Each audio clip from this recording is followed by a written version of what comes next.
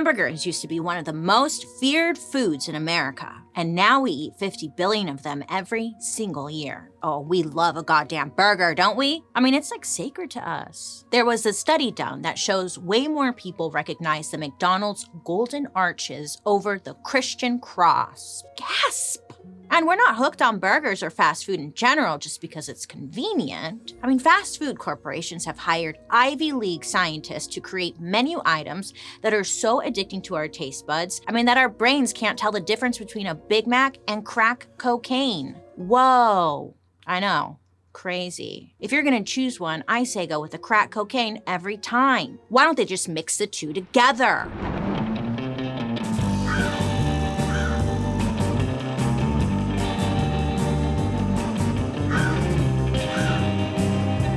Hi friends, I hope you're having a wonderful day today. My name is Bailey Sarian and I'd like to welcome you to my podcast, Dark History. This is a chance to tell the story like it is and to share the history of stuff we would never think about. So all you have to do is sit back, relax, and let's talk about that hot, juicy history goss.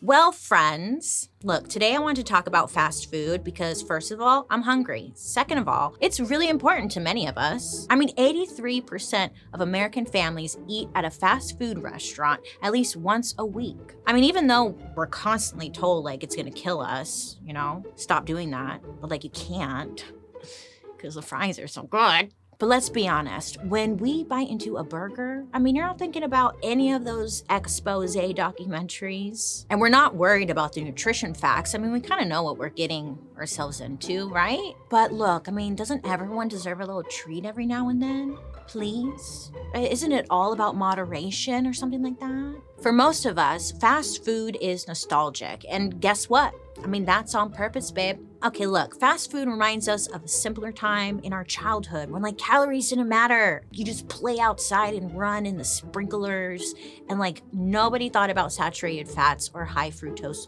corn syrup. We played outside and just ate whatever, right? Ignorance is bliss. But somehow over time, we still can't quit fast food. Even though we know it's not healthy, right? We all know that, I think. So, what's the deal? Why is it so easily accessible if it's so bad for us? Okay, so this story begins with a place called the Automat, which sounds like, a mechanic or something to do with an auto vehicle, right? But actually, it's because I'm a dumbass, I learned that it's a cafeteria-style restaurant. For decades, the Automat was the place to get pre-made food fast. And it all started on June 12th, 1902, when business partners Joseph Horn and Frank Hardart opened their first Automat in Philadelphia. So they designed the Automat after a very similar and very popular restaurant in Germany. So the restaurant had these cute wall-to-wall glass windows. And so behind those windows were little slots that were filled with tons of different kinds of food. It was everything from cake to buns to steak, all freshly made behind the scenes. So it's really nice. All you need to do is put a nickel into the slot, you turn a little knob, lift the glass door, and then you get your food. Who would have thought that this would be such an idea? But it was. And as soon as the food disappeared, a worker behind the scenes would put the food back, replace it. It was magical. It was essentially like a vending machine, except it was said that the food at the Automat, it tasted like something that was a home-cooked meal. Not something that you just kind of purchase really quick. And the Automat, it became so popular that Horn and Hardart opened up a second location just a month later, right smack in the middle of Times Square, New York City, baby. Imagine that. You go and see a Broadway show and then you get some meatloaf and a piece of cake for a freaking dime. Can you imagine that? No, none of us can. We know nothing about that life. Anyway, the best part about the Automat, it was accessible to everyone. So in 1902, city workers were getting paid way below the minimum wage, and their lunch breaks were getting cut shorter and shorter. And there just weren't many options for quick meals on the go. They didn't have much time, So at the Automat, most of the food was between 5 and 10 cents, which is around or would be around $2 today. And then on top of that, there's no waiters, so you don't have to worry about, tipping. It was just a steal. 5 to 10 cents? Great. Plus, the automat was for everyone. I mean, not just lower income workers. At the time, the biggest food trend were these things called dining rooms. Dining rooms, darling, which were kind of like a country club where you eat, but it was mainly for like the super rich. But soon, even the 1% wouldn't be able to resist the convenience of the automat. There's this great documentary called The Automat. That's what it's called, The Automat, where, quote, there was all kinds of people from poor people to matrons in furs. I mean, it was a common ground area. They even had these amazing ads all over like the local papers that said, try it, you'll like it. It's in all caps, so it's like yelling at you, you know, and you're like, okay, get it. And then like there's even ones that would apply or like appeal to families that said, less work for mother. Okay, yeah, give mom a break. Automats even managed to stay open during the Great Depression in the 30s, since they offered affordable, stable comfort foods like macaroni and cheese, baked beans, and like creamed spinach. So it was like, sign me up, you know? And the automat was at its height in the 40s. By then, there were over 157 versions all around America, and they served over 500,000 people a day. But even the automat couldn't compete with like what was coming. I'm talking about the HAMBURGER. I don't know why I went with German, but I did. HAMBURGER. Pink Panther. Oh, was that in Pink Panther? Okay. Anyway, so over in Wichita, Kansas, a young man was about to change the face of fast food forever. I know, drama. His name was J. Walter Anderson, and as the legend goes, in the early 1900s, Jay was working at a Wichita diner, and I guess he was like frying up some meatballs. And for some reason, maybe he was having just an off day, but Jay, he got real frustrated. He takes his spatula and he slams it down on one of the meatballs, just taking out all his anger on the frickin' meatball. And he picked up that flat, girthy, juicy piece of meat, and for some odd reason, he puts it between two buns, don't know what was on his mind, and boof! Hamburger. This is the moment that the American hamburger, the one we all know and love, was born.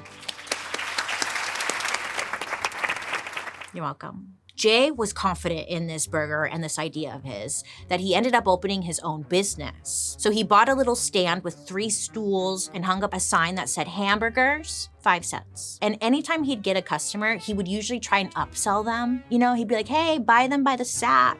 I got plenty. Usually after they had a taste of just one burger, they definitely did buy them by the whole sack or pack or whatever. Jay opened this burger stand at the perfect time because there was a Kansas oil boom and the whole state was modernizing, industrializing, growing, and people are hungry. Thousands of families, they had flocked to the city of Wichita for work, and by 1920, the Wichita had a population of 72,000 people. Now, this was out of control, okay? It was huge. That's a lot of people. So a lot of different workers who were employed at local factories and farms, they were always looking for a cheap, you know, delicious, quick meal, mostly quick, to get on, you know, their lunch breaks. And that's exactly what Jay's hamburger stand gave them. I mean, this was iconic, groundbreaking. Jay's hamburger stand got so popular, it expanded to 4 stands.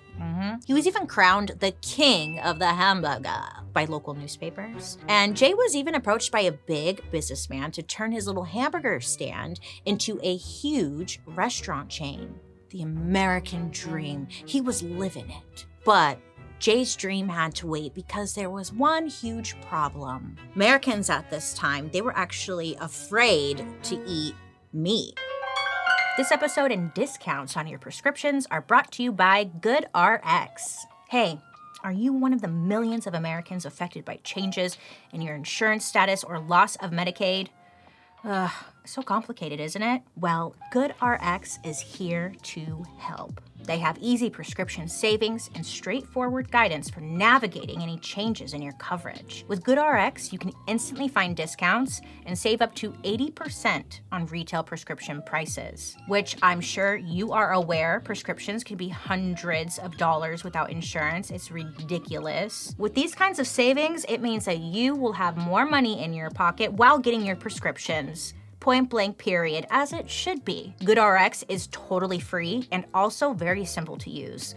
All you need to do is search your prescription on the GoodRx website or app and show your discount at the pharmacy counter. It's really that easy to save. GoodRx is accepted at the major pharmacies that you already use, including CVS, Kroger, Walgreens, Rite Aid, Vons, Walmart, Sam's Club. The list goes on. GoodRx doesn't just work for new prescriptions, it can actually help you save big on all of your refills as well. Look, even if you have insurance, prescriptions can be costly as well, right? So with every new prescription, I personally go on to GoodRx to see if I can save a little more money with their discounts instead of my insurance. And if you're between jobs or lost your insurance, those savings can be invaluable. To start saving on prescriptions, regardless of your coverage status, check GoodRx. Go to goodrx.com/darkhistory. That's goodrx.com/darkhistory. GoodRx is not an insurance. Now let's get back to our story. Meat, especially red meat, back in the early 1900s wasn't seen as something you'd want to eat or even like should be eating. People thought of it like, gas station sushi. Yeah, when was the last time you ate some of that? In America. You don't eat that. There is a small chance you'll be okay if you eat it, but like you're really rolling the dice if you do. But let go and let God, honey. Then in 1905, a journalist named Upton Sinclair shook the meat industry. Upton spent 7 weeks at a local meat packing plant in Chicago, and he was like, have you seen the show Undercover Boss? He was doing that. He was undercover bossing it and pretending to just be another worker. I love this, you know? So he goes in low-key, doesn't tell anyone, and then he ends up turning his experiences into a novel that confirmed a lot of people's beliefs and fear at that time, that the meat they were eating is disgusting. There were stories about exploited workers dying from the chemical exposure and the shitty conditions of the meat plant. And he also wrote a shocking story revealing the truth as to what was really going on. There were untrained immigrant workers being forced to do dangerous work in unventilated rooms. I mean, some were covered in blood from the meat that they were butchering, and others were just standing in dirty water for Lord knows how long, or even why in the first place. And all around the workers were just pieces of rotten meat. Yeah, it wasn't great. And then guess what? Well, most of the time, that diseased, rotten, and contaminated meat that was all around them would be rounded up, just kind of put it in a bag, and then they would sell it to the people. No big deal. There was no health code. There was no FDA overseeing it. America was still a free spirit at this time. Yeah. So Upton, the guy who uncovered all of this, he was a socialist, so people really went out of their way to discredit him. But it didn't really matter to the American people because once they read this, or they read his novel, they were not going to trust meat. I mean, it did some damage, as it should, actually. Some people felt they were taking a gamble with Jay's hamburger stand because they were so damn good, but so against what they have heard about meat, you know? And Jay even described seeing little kids purchasing bags of his burgers and then like racing back to their rich mom's cars as they sped off because they were like embarrassed or ashamed to buy from him. It's kind of funny, but like he even had meat delivered to his hamburger stands twice a week in front of customers to make everything seem very fresh and legit. Like, you know, great. But it didn't really matter. It was still a dinky little stand at the end of the day. So in March 1921, he and his business partner created a clean, beautiful burger restaurant people felt like they could trust. And he named it White Castle Burger. Yeah, you've heard of them. And this name was chosen on purpose because to them, the word white would represent purity and the word castle would represent strength. But now we just think of like when you're smashed, you're just like, you know? So we kind of went in the opposite direction. Sorry about that, you guys. Anyways, but they wanted customers to feel a sense of safety and even luxury when they entered the building. The building looked like a clean white porcelain castle, and then they had like simple menu of burgers, coffee, Coca-Cola, pie, because what else do you need?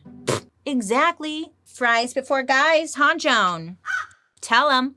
So the burgers were prepared quickly on spotless grills. And this was so the customers would be able to see like how they were cooking, right? The whole process, and know that nothing shady was going on. You know? The cooks were told to be extremely positive while interacting with the customers to make them feel at ease. Don't worry, sir, you're not gonna die here today. You know, sometimes when you see these people, you gotta feel bad for them a little bit. You know, when you pull up to the drive-thru and you can tell someone's watching the worker as they're like, my pleasure, and they're twitching. You're like, are you okay, girl? Are you okay? Blink twice if you need help. But can I get some extra barbecue sauce though? Just one more. I know it's 25 cents, but like, give me a fucking break. White Castle burgers were just big enough to fit in the palm of your hand. So they would poke holes in the meat to make it cook faster. And everything, even the buns, were steamed on a bed of onions to give it that signature flavor. I mean, it was the perfect setup. It was consistent, it was comfortable, and everyone started to trust White Castle burgers. Customers knew exactly what they'd get when they walked into those doors, and it was a hit. Jay was even able to open a second White Castle location just a year after the first one because of how popular it was. I mean, pretty soon everyone across the East Coast wanted a taste of these damn burgers. So White Castle had to open up a new chain every few months just to keep up with the people's demands. And it wasn't just the product. People wanted to work at White Castle. I know, everyone, calm down. Someone wants to work at a fast food chain. I know. This is a true story. So, because listen to this wild thing this man did. Jay made sure to pay his workers a good salary. Holy shit, with health insurance and even retirement. Now, hot diggity dog. I don't know about you, but that's groundbreaking. And this is why everyone wanted to work at White Castle. What an idea, huh?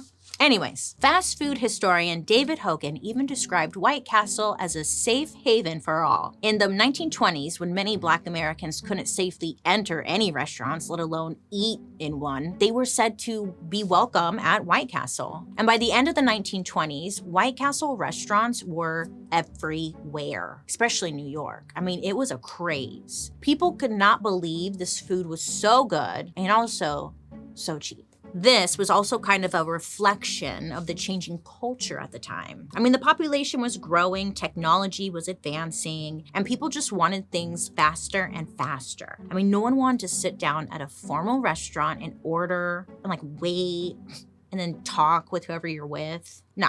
They didn't want to do any of that. They wanted to walk in, order their food, and just throw away their containers once they were done. No dishes, no cooking, not a lot of money, cheap, delicious food, fast. We're in America, baby. Buckle in. But here's the thing. Everyone was having conversations about, cleanliness and affordability and also the convenience when it came to fast food hamburgers. But no one was talking about how good or bad it was for you. Like, actually for just your diet. You know what I'm saying? Nutritionists, they started taking shots at the hamburger industry. One writer said, quote, "The hamburger habit is just as safe as walking in a garden while the arsenic spray is being applied, and about as safe as getting your meat out of a garbage can standing in the hot sun." Yum. Some people were like, okay, I hear that. How do I still enjoy my burger though? Like, how do you still enjoy your burger after that? So White Castle, they decide they're going to prove all of the haters wrong. They decide to conduct their own study. It's just a little cute study. They hire a medical student at the University of Minnesota and only allowed him to eat hamburgers and drink water for 13 weeks straight. That's it, nothing else. And it kind of sounds like that documentary, Super Size Me, the guy who eats McDonald's food for like 30 days straight. It's like that. It's very similar, right? Except the student reportedly ate 20 to 24 hamburgers a day. That's a lot when you think about it. That's kind of a lot. What were they doing? I mean, hamburgers back then, these were the size of sliders, but still, 20 to 24? After 13 weeks, the student seemed okay. So White Castle is like, see, look, he's not dead. The student, on the other hand, I guess he was like scarred for life, maybe. He said, reportedly said that he was never willingly going to eat hamburgers again. And that's like, I don't blame him. This is a side note, but that same student, he died. It's not funny. But he died. He died at the age of 54 from heart problems. It's just like, you know, they left that part out of the study. They didn't follow up. Anyway, so rest in peace. So as the hamburger industry was growing, so did the culture. This week's episode of Dark History is brought to you by AG1, the daily foundational nutrition supplement that supports full body health. Oh yeah, we need that, huh? Listen, I gave AG1 a try because I don't really take care of my body that much. And I needed to give my body the nutrition it needs without committing to like 18 supplements a day. Am I right? Yeah. I drink AG1 in the morning before starting my day. And honestly, I really like cut out my coffee too. So I have my AG1, I have my breakfast, and it makes me feel ready to take on my day. And I feel good throughout the day knowing that like, I am covered with the supplements. Me personally, I've tried all kinds of supplements out there, but I started taking AG1 because it's so easy and you get all the nutrition you need. Since I've been drinking AG1, I've noticed I have more energy throughout the day, better focus, and most importantly, improved digestion. When asked by my friends what keeps me feeling awake, alive, and focused, I tell them it's foundational nutrition. Just one daily serving gives me 75 high-quality vitamins, probiotics, and whole food-sourced ingredients. And each serving costs less than $3 a day. Compare that with the cost of all those individual supplements, and you'll see why AG1 is a great deal for long-term results. If you're looking for a simpler, effective investment for your health, try AG1 and get 5 free AG1 travel packs and a free 1-year supply of vitamin D with your first purchase. Just go to drinkag1.com/darkhistory. That's drinkag1.com/darkhistory. Go ahead, check it out, will ya? Now let's get back to our story. So from the 30s to the 60s, the American lifestyle was evolving, right? There was an influx of immigrants coming into the United States, and people were moving from farms into cities. There was mass media and television, and the car industry was booming, and everything about America became centered around speed and also convenience. So naturally, food became a part of that. Suddenly the typical American meal went from beef stroganoff and like Jell-O molds to hamburgers and fries. It was no longer working class food, it was food for everyone. So this is during the time, no food delivery service, I know, wah, wah, wah. And there weren't like fast food restaurants on every block like this there feels like it is now, right? So if you wanted something quick, convenient, you most likely had to go to the city to an automat. And the problem was, for millions of women across America, letting your family eat fast food was a sign of failure. Yeah, it's kind of dramatic, but it's like these housewives were expected to make 3 grand meals a day for a family. So the fast food industry takes notice of this, and they know that stay-at-home moms are going to be their biggest hurdle for the company. So this becomes focus number 1. Win over the housewives. So fast food corporations had to figure out, hey, how do we get these women who have been conditioned for so many years to take off their aprons and come to us? It's a hard thing to do. Society during this time was telling women that some of her self-worth is tied into making food for her family.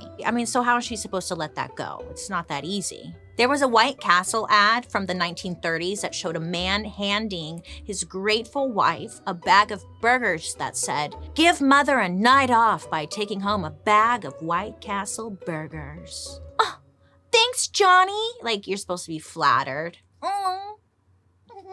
There was even a Dairy Queen ad that said, "Make Dad glad with a delicious treat. A Big Daddy sundae for 60 cents or a Big Daddy malt for 65 cents. I was like, Big Daddy, 60 cents? I'm listening. Go on. Anyways, the ads were very successful. And by the 40s, the automats are no longer the go-to fast food. People were into fast food restaurants where you could just walk in, order your food, and then get the fuck out of there. But during this time, housewives still embarrassed, okay? They don't want to be seen picking up fast food. It would make them look lazy. So they were like driving and then sending their kids inside to go get the food and like do it low key. Don't look at anyone, don't talk to anyone. So the companies are like, oh my God, we get it. Moms, you're embarrassed, okay? How about we bring the food to you? And then this is when the drive-in restaurant scene started to pop off.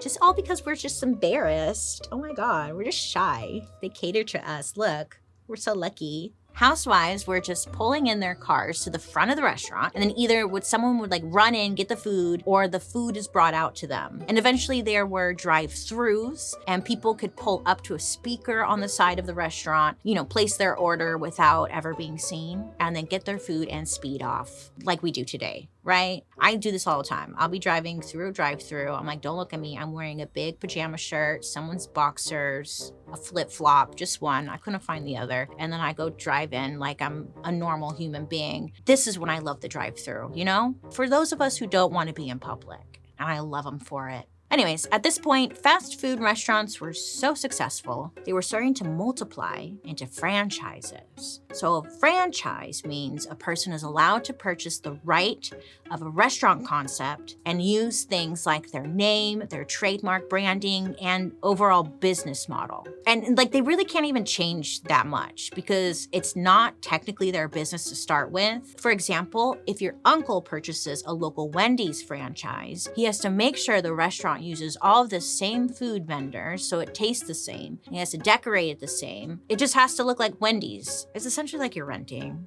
You fucking get it, right? You got it. And this is so the franchise won't look like janky knockoff, and they'll make profit. By the 50s, owning a franchise was the American dream. The best part was, unlike so many big money-making jobs in America, you didn't have to have the right connections to get into the franchise business. So White Castle is a good example. I mean, Jay was just a cook at a local diner. Pretty soon, the word on the street was that selling a product wasn't enough, but you could rake in the dough if you managed to find a way to franchise your business. In fact, your product didn't have to be industry-changing like White Castle's sliders. It just had to be marketed right. A great example of that is the success of the world's biggest franchise. Are you picturing golden arches right now? Because you should. I'm talking about McDonald's. They sure did brand themselves, didn't they?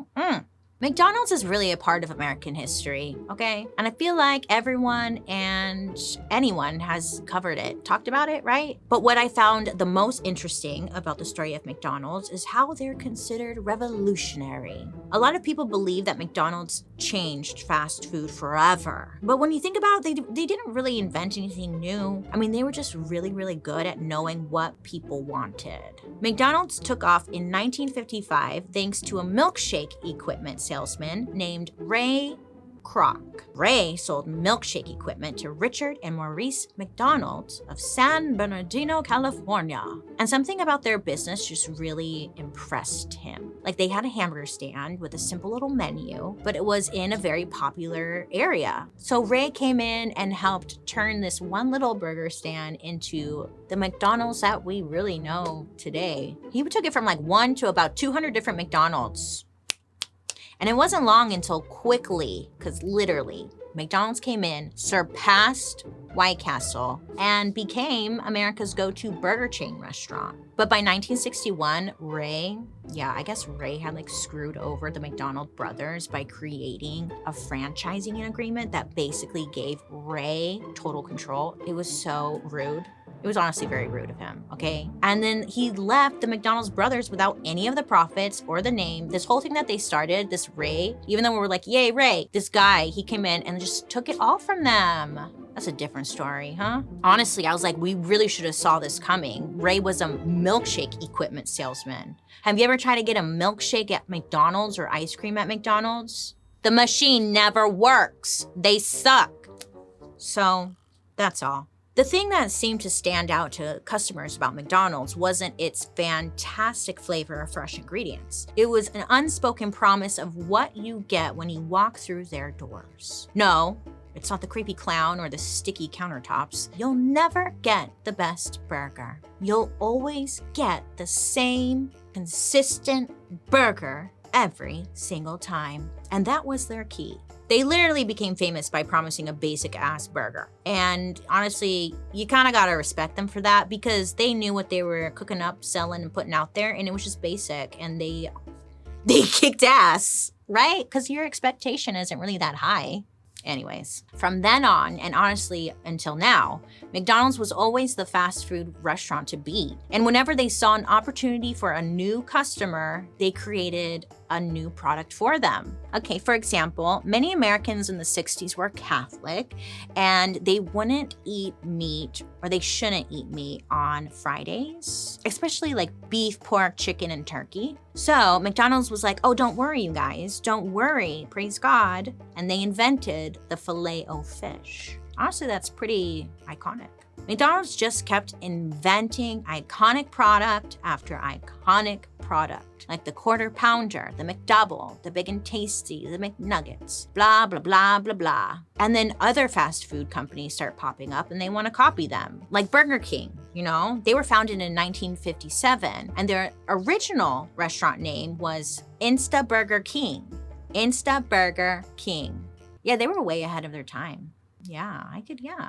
But their whole concept was similar to McDonald's, except they offered flame-broiled burgers that were a quarter pound, which was much bigger to McDonald's like 1.6 ounce burger. Not that we're weighing or anything. And their biggest strength was giving power to customers. I mean, Burger King, their slogan was have it your way. It was like, oh, what? Yeah, pickles only. And then they would let customers choose their own toppings, which was really unusual at the time. I mean, back then you just got what you got, and if you didn't like it, then you can get over it and go somewhere else. Burger King also had their signature burger, the Whopper, and it was a bestseller. McDonald's decided to blow out the competition and premiere what has been called the Chevy of hamburgers, or in other words, the Big Mac.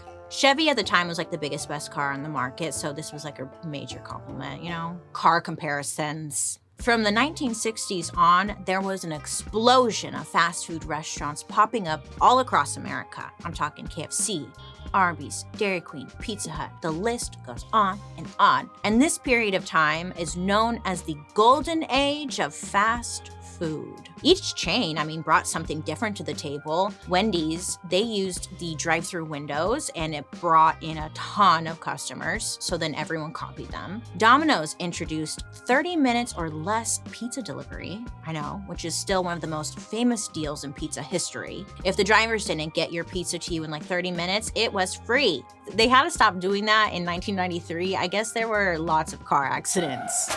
Yeah, trying to get that pizza to you. Okay. Still, to this day, there are some pizza places that do it. I just thought that was kind of silly for a second. Taco Bell, they brought Mexican-ish food to the masses. Even though it isn't legit Mexican food, it's still something different in the fast food world. In the 1980s, the economy was doing great. Baby boomers were popping out babies, and lots of 80s moms were going to work in their iconic 80s suits. And they didn't have time to cook 3-course roast beef dinners anymore, nor did they even want to. So they started outsourcing their cooking to fast food restaurants. So much so that according to QSR magazine, in the 1980s, McDonald's alone opened up a new restaurant every 16 hours for a decade all across America. That's over 5,000 McDonald's. This all officially set up the beginning of what is known as fast food culture. Honestly, it was kind of a fun time, a little fun moment in history, when all the fast food places were popping up, because it just felt like this magical time in the world of fast food, especially if you were a kid in the 90s. Everything just felt so new and exciting, But it wasn't all sunshine, cheesy gordita crunches. Even though all these thousands of fast food franchises were super convenient and affordable, there were, of course, some serious downsides. Today's episode is brought to you by DoorDash. I freaking love DoorDash. Are you looking for a gold star A+, back to school hack, The first day of school is almost here, as is the long list of back to school essentials, right?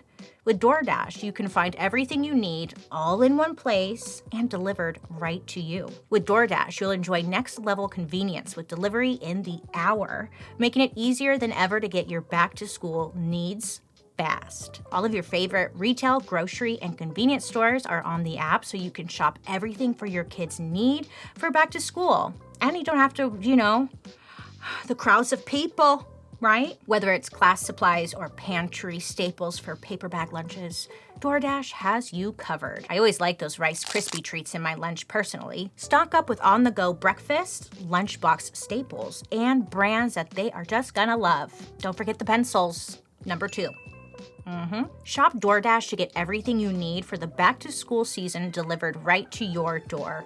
Order now for stress-free back-to-school shopping. Use promo code DARKHISTORY to get 50% off up to $10 value when you spend $15 or more at convenience, grocery, or retail stores on DoorDash. That's 50% off up to $10 value when you spend $15 or more using promo code DARKHISTORY.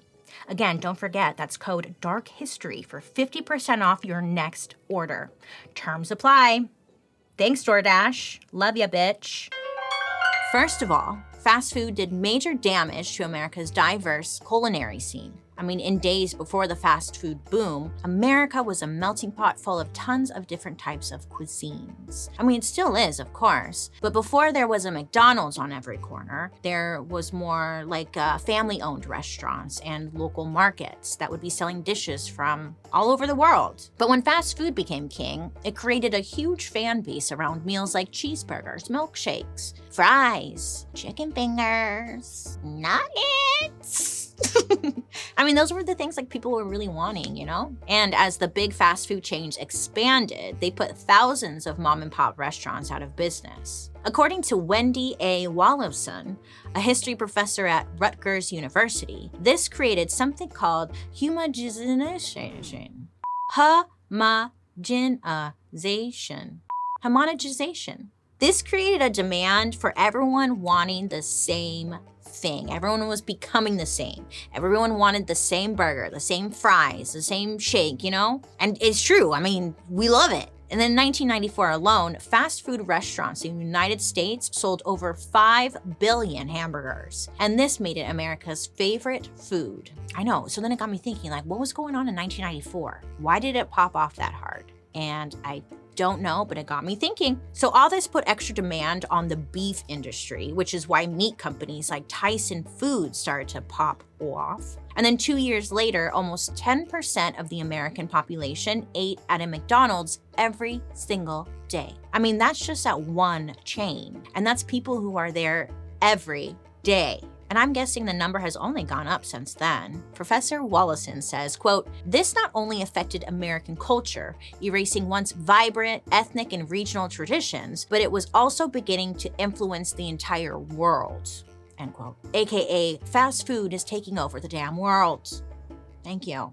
By 1996, there were more than 7,000 McDonald's restaurants in other countries. There were almost 1,500 in Japan, 430 in France, 63 in China, and that's just to name a couple, There's probably some in Ohio. Okay, sorry. This thing was a movement, and everywhere it went, it was taking out competitors, just ruining local businesses and getting people all over the world hooked on their 3 main ingredients: extremely processed meat, high fructose corn syrup, and fried food. I think it's safe to say that fast food isn't known for being healthy. You kind of again, know what you're getting yourself into when you pull into that drive-through lane. For starters, it's usually high in calories, unhealthy fats, there's sodium, added sugar, there's no vegetables in sight, except for that, you do get a tomato, sometimes lettuce, to be fair, okay? Pickle. Okay, plus, fast food wasn't just an occasional guilty pleasure. It was literally changing the palate of the American people. Instead of trying out different foods, many Americans were just eating what they ate in fast food restaurants, which was beef and/or chicken. David Hogan, a historian, really hit this point home when he noticed that Americans, quote, consumed 50% more chicken and beef in 1976 than they had in 1960, mainly because the fast food chains usually served only those 2 meats. And again, big corporations like Tyson start to profit because of a lack of diversity in food. I mean, instead of people eating game hens or turkeys or pork or fish, variety of meats, something that's cooked at home. Instead, it was chicken or beef or, I don't know, chicken, maybe even beef.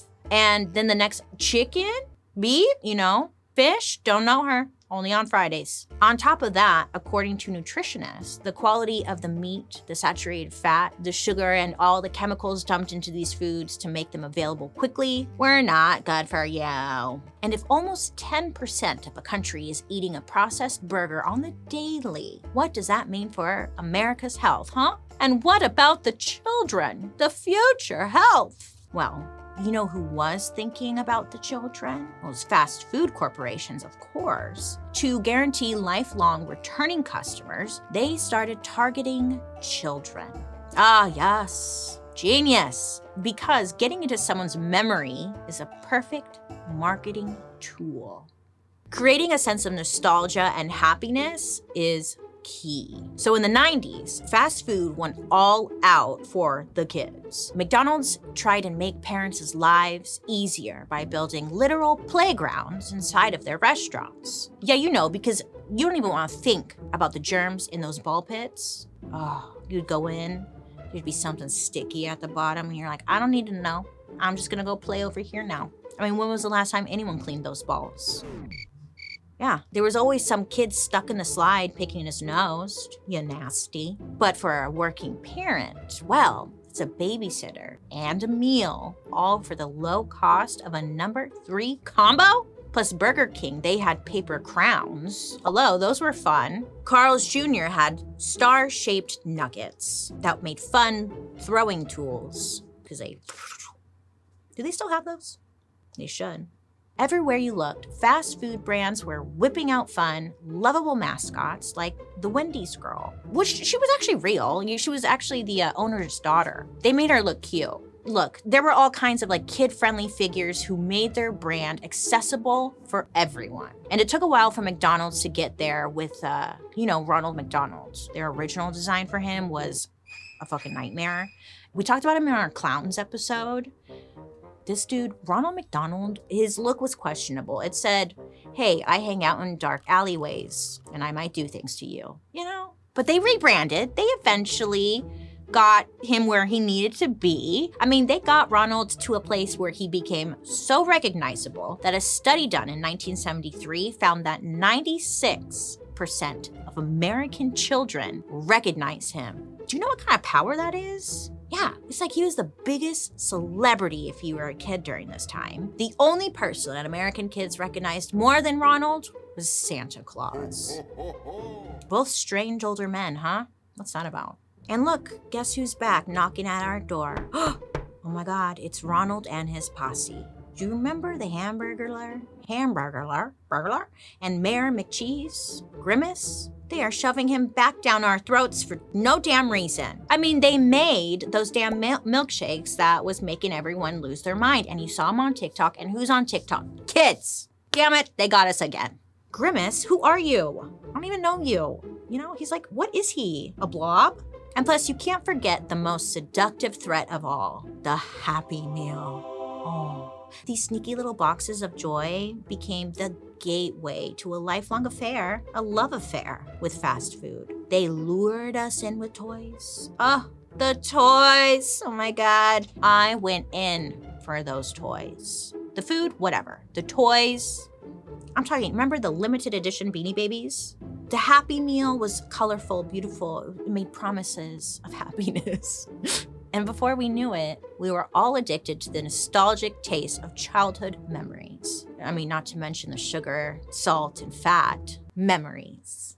So this all leads up to a big pushback against fast food in the 2000s. There were books like Fast Food Nation that started to come out, and suddenly everyone was as obsessed with eat this, not that. And it was kind of fun. And fast food franchises started adding healthy options like a salad to the menu. Order the salad. It's not our fault if you're eating something unhealthy. We gave you options. The funny thing is, healthy options and nutrition facts didn't really change the fast food industry. Well, except for Kentucky Fried Chicken. They decided that the word fried, it was a little too scary, you know? And it was scaring away all those people who were worried about fried food. So they rebranded to KFC, but we know what the F stands for. It turns out people like having a little guilty pleasure. I mean, they don't want an organic chicken nugget that's gonna taste like cardboard. They want the real, fake, chemically processed thing. It's convenient, it's cheap, it's tasty. And these companies, they understand that that is their target audience. I mean, after all, fast food companies were designed to serve middle-class, blue-collar working people, not 1% elites who are, only eating kale salads and like bone broth. Well, the problem is that fast food doesn't really operate with moderation on the mind, but fast food is literally designed to be addictive. According to Dr. David Kessler, who used to work with the American Food and Drug Administration, the food available at these big franchises isn't designed to satisfy your appetite, but instead to keep you hungry. So for millions of years, food was pretty hard to get for humans. Do you remember? Had to be there. You had to hunt, you had to gather. Sugar, fat, and salt, I mean, these were all very rare. But then when the fast food started to dominate the landscape of American food, they realized they could manipulate your appetite using salt, fat, and sugar to keep you in a feeding loop, like a hamster in a wheel.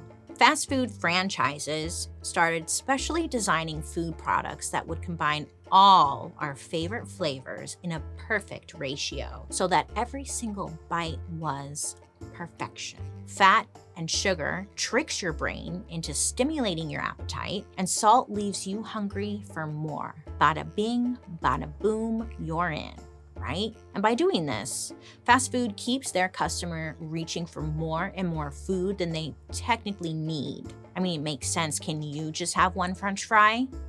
I didn't think so. Can you have just one Pringle? No, you can't. And the next time you're hungry, you're obviously coming back to the scene of the crime to get that fix all over again. It's like you're a moth to a flame. You're going to be sucked right back into those sweet golden arches, embraced with a warm hug and a salty fry. It's magical.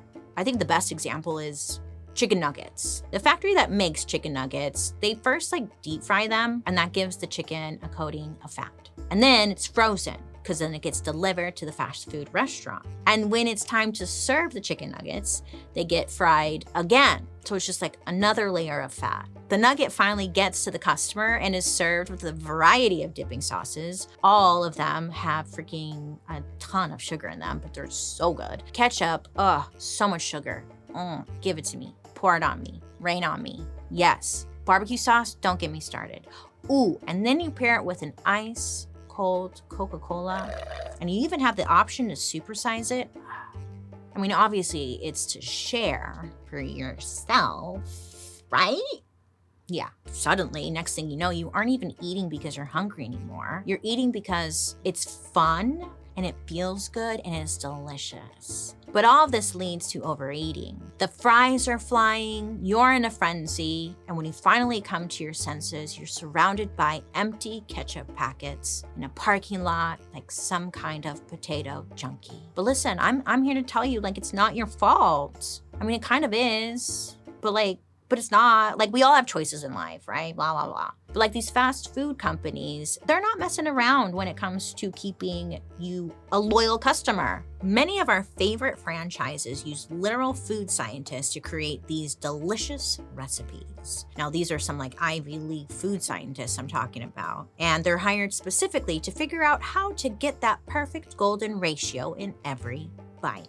I mean, no wonder we're all hooked, right? Your taste buds cannot fight a war against a Harvard nugget scientist. And one of the biggest impacts fast food has on the American people is the obesity epidemic. And it was actually predicted back in the 90s, in that beautiful golden era of fast food, by Dr. Catherine Flegel, a senior research scientist at the US Center for Disease Control and prevention. And after looking at a mountain of data about health and nutrition in US citizens, Dr. Flegel noticed that there was a weird shift happening.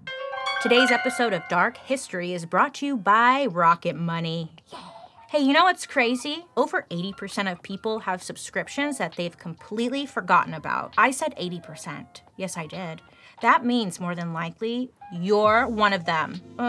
I know I am. It can be hard to keep track of all your subscriptions. So if you don't know exactly how much you're paying for subscriptions every month, you need Rocket Money. If you don't know, Rocket Money is a personal finance app that finds and cancels your unwanted subscriptions. They monitor your spending, and they also help you lower your bills all in one place. Most people think they're spending about $80 on their subscriptions, when in reality, the number is closer to $200. Listen, when you're signed up for so many different things, it's easy to lose track of what you're paying for. Maybe one of those 30-day free trials became a forgotten paid subscription. It's happened to me numerous times. Or maybe you're paying for the same thing twice. I've also done that too. But with Rocket Money, they make it easy to find everything that you're signed up for. And if you find anything that you don't want to pay for anymore, Rocket Money makes it easy to cancel with just one click of the button. Okay, Rocket Money can even negotiate to lower your bills for you by up to 20%. So all you have to do is take a picture of your bill, and Rocket Money takes care of the rest. You can also track your spending and expenses in one place, and they'll send you notifications if maybe you're getting close to your spending limits, which I love. It's sometimes they call you out. You need to be humbled sometimes. Look, with over 3 million users and counting, Rocket Money customers have saved an average of $720 a year. Hey, stop wasting money on things you don't use. Cancel your unwanted subscriptions and manage your money the easy way by going to rocketmoney.com/darkhistory. That's rocketmoney.com/darkhistory. rocketmoney.com/darkhistory. Before the fast food boom, American adults would gain some weight between the age of 20 and 40 and then lose that weight in their 60s and 70s. But suddenly, there was a spike in those numbers, and 20 million Americans, or 8% of the population, had suddenly become overweight. Well, it turns out that this 8% was eating fast food every day. Now, I'm no scientist, and you're probably not a scientist, but Dr. Flegel is, and she put 2 and 2 together. The spike was concerning for nutritionists because it puts more people at risk for heart disease, type 2 diabetes, different types of cancer. It's not good. And that bump in obesity isn't exactly surprising when you find out that the average fast food meal is at least 800 calories. And that's on the low end. But I'm whatever, I don't know that. Is that sick? Remember when they passed that law? There was a law in 2009, it was called the Menu Labeling Law. And suddenly, food franchises in California, they had to list the nutritional information and calorie count next to menu items. It was wild. I would pull up to the drive-thru and see that my hamburger that I like to get had 2,000 calories in it, and I was like, but I'm still gonna get it. Okay, tomorrow I'm gonna be better. And since the food is designed to trick the brain's hunger center and keep us overeating, it's almost like the problem isn't even in our hands anymore. Of course, we can't eat in moderation when the system is designed to make us eat as much as possible. But what is a solution? Make the food less delicious? Even the colors used by most fast food companies, the red, yellow, are intentional. The color red actually increases your pulse and heart rate, which raises your blood pressure. This spikes your metabolism, which is why the color red psychologically triggers feelings of hunger. That's why I'm wearing red right now on my lips. Don't you want to eat me? And the color yellow, she triggers feelings of happiness and friendliness. So it's the perfect combo. And this is actually known as the ketchup and mustard theory. So if you're around yellow and red, you're gonna probably feel more hungry. You're probably gonna eat more, and you might be a little happy. You wanna eat me yet? Now this is crazy. Yellow also happens to be the color most visible in daylight, which is why McDonald's, their M, can be seen from a very far distance. So next time you want to get your man's attention, dip yourself in yellow paint and then just stand there, okay? That's how you get them. Even if weight gain wasn't an issue, there's another problem, which is that as people rely more and more on fast food, they're losing access to basic nutrients like vitamin C, vitamin A, fiber, all the things our body needs that we used to get from eating whole foods and vegetables. Those whole foods, which you find in health food stores, they're usually located in like a middle class or upper class area. And in lower income neighborhoods, you might notice if you look around, the only options are fast food and super processed foods at bodegas or like mini marts. It goes to show you that food can like really be weaponized and used to keep whole groups of people just unhealthy. And then when you start thinking about fast food as a drug that's maybe tricking your mind into veering into that drive-through lane over and over again, a lot of things kind of start to add up. The fast food industry itself is like that dealer that's taking advantage of your addiction or even your financial situation, which is sad because fast food started out with a promise to do right by middle class and lower income families by giving them simple, easy, quick meals for the right price. But if the food they're serving is ultimately addictive and not good for us, then it seems like fast food is maybe exploiting middle and lower class communities and doing more harm than good, right? You would think. To beat all the bad publicity they get, fast food companies have some of the best PR teams in the whole world. I mean, the brains behind these popular fast food joints dumped tons of money into supporting charities because they knew it would help keep their images squeaky clean. And even if their recipes were trash, I mean, we gotta give them credit where credit is due. They're doing good work. They give back a lot. Like, for example, McDonald's created Ronald McDonald Houses, which gave homes to parents whose kids were sick and getting treatment in nearby hospitals. Wendy's and Burger King both had given support to programs for needy children. Even KFC let their customers know that they were doing their part because the good old Colonel Sanders supported the March of Dimes charity, which is the National Foundation for Infantile Paralysis that was founded by FDR. I mean, they do good work and they keep their image sparkling clean. It's really a win-win. In the late 80s and 90s, when they were once again starting to catch some heat for their bad nutrition, companies like McDonald's started doing things like hiring older workers and giving younger workers their first jobs, which is like, oh, nice, they're giving back to the community, yay. Now, at the end of the day, fast food is still doing what it promised to do. Get food to people quickly for a low cost. I mean, it became the ultimate solution for busy lives. With just a few bucks, we could grab a meal on the go and just save some precious time. But in the race against our clock, we sacrificed our health. Our bodies weren't designed to run on empty calories and processed ingredients. And even some of the new healthy additions to fast food menus, for example, Impossible Patties and the new vegan milkshake from Fatburger, it's not healthier. They just make it look that way, but realistically, it's just a combination of processed ingredients and chemicals, you know? Well, where does all of this information leave us? Because I think it's clear that fast food restaurants are here to stay, right? I mean, the United States has the most fast food restaurants out of any other country in the entire world. It's part of the American cultural fabric when you think about it. Yeah, I mean, part of our core memories. Did you guys know that Jeff Bezos used to work at McDonald's? I know. So did Rachel McAdams, Jay Leno, Shania Twain, and my younger sister. Hey girl, I remember. She would come home smelling stinky. I don't know what they were using in those kitchens. I still ate there.